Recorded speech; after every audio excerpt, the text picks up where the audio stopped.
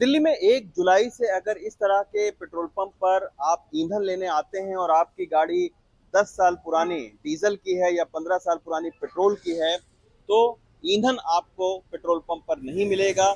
और ना सिर्फ ईंधन नहीं मिलेगा, बल्कि ऐसी गाड़ियां सीज भी हो सकती हैं, स्क्रैप हो सकती हैं। अब वो कैसे हो सकती हैं?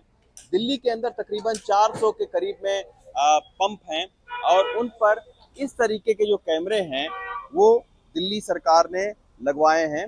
ये कैमरा जो है वो ANPR कैमरा ये कहा जाता है, automatic number plate recognition camera system.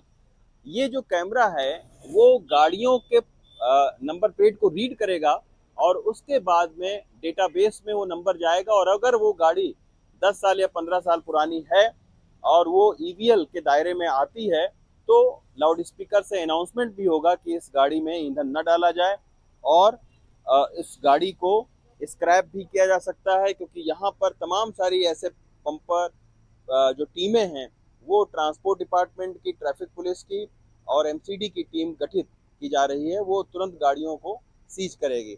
लेकिन अब सवाल ये उठता है कि क्या ये जो कैमरा है, ये आप देखिए, ये जो कैमरा है ये पेट्रोल पंप पर आने वाली सभी गाड़ियों के नंबर प्लेट को रीड कर सकता है? जो automatic number plate recognition camera है, अब यहाँ से अगर आप पैन करके मैं आपको दिखाऊं पेट्रोल पंप पर, तो ये आप देखिए, ये कितनी गाड़ियों को कवर कर सकता है।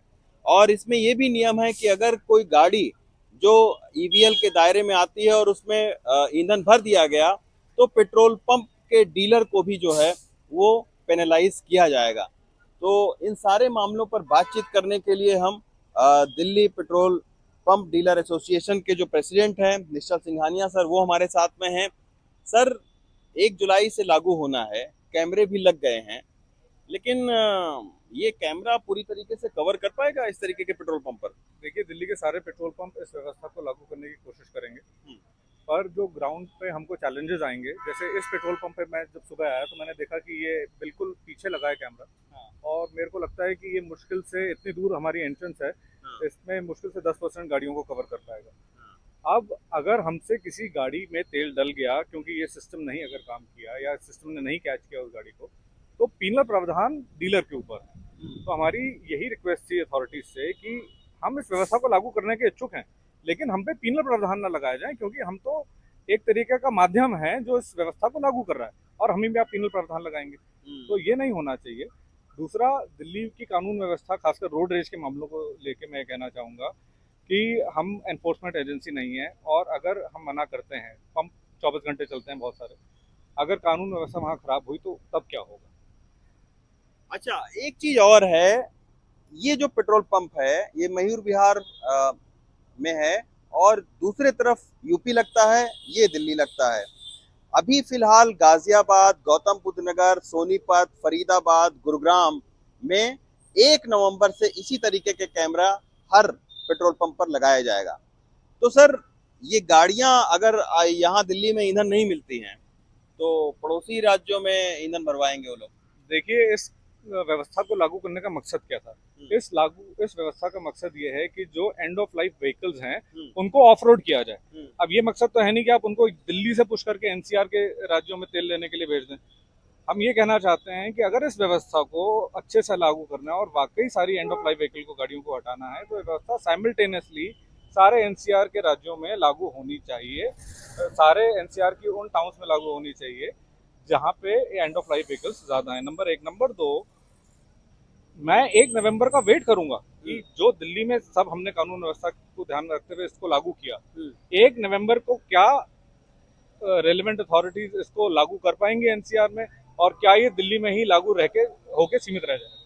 अच्छा सर, एक चीज और है, इसी तरीके की व्यवस्था लागू की गई थी तमाम सारे जिलों में कि अगर हेलमेट आपके पास नहीं है तो ईंधन नहीं भरा जाएगा। लेकिन हम देखते हैं कि वो बहुत मुस्तैदी के साथ में लागू नहीं हो पा रही है। देखिए, दिल्ली से थोड़ी दूर ही गाजियाबाद है, आप अगर जाके देखेंगे तो वो व्यवस्था कहीं पे भी लागू नहीं है। हम्म।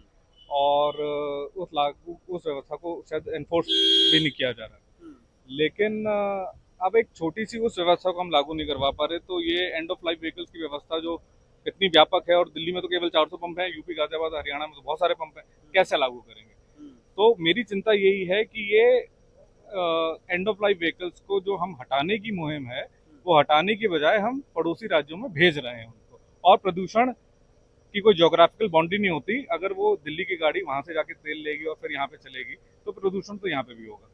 निश्चित तौर पर अभी जो डेटा CAQM ने दिया है उसमें 28% जो प्रदूषण है वो ऐसी गाड़ियों की वजह से होता है।